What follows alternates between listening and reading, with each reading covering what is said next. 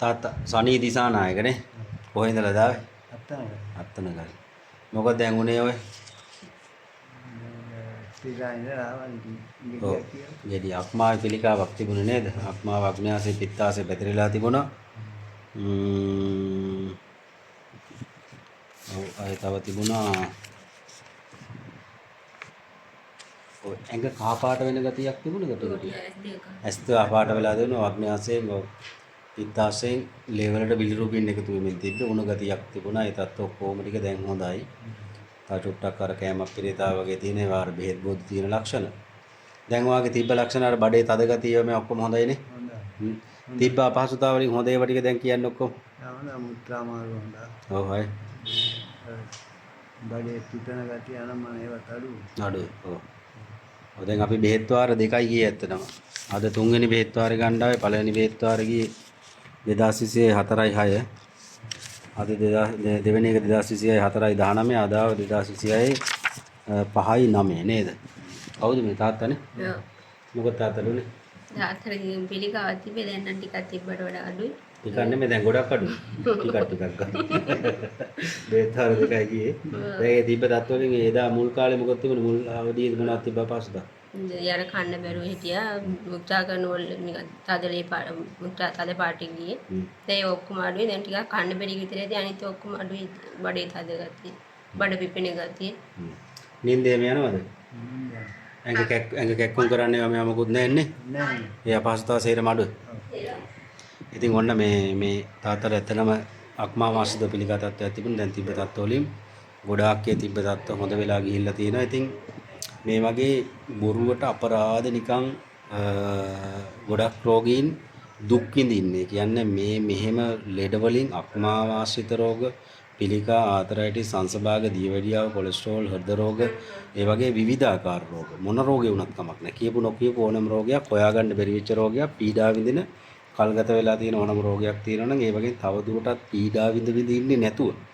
ඉතින් හැබැයි මෙතෙන්ට එන්න ජීව බල විදුමෙදුරට එන්න ඔබේ ජීවිතේ ලබා ගන්න නිරෝගී බව ලබා ගන්න පිනක් වාසනාවක් තියෙන්න නම් ඕනේ.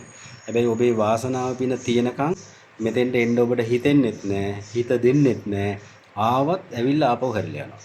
බෙහෙත් ටිකවත් ගන්න හිත දෙන්නේ නැහැ. මොකද එක්ක කියයි බෙහෙත් මිලයි කියලා කියයි මොකක් හරි දේවල් කියයි. ඔව් බෙහෙත් මිලයි තමයි ටිකක්. ඇයි හේතුව බෙහෙත් ලෙඩට අදාළ සියලුම බෙහෙත් ටික දීලා කෙටි කාලයක් තුල අපි හොඳ කරන්න බලන්න.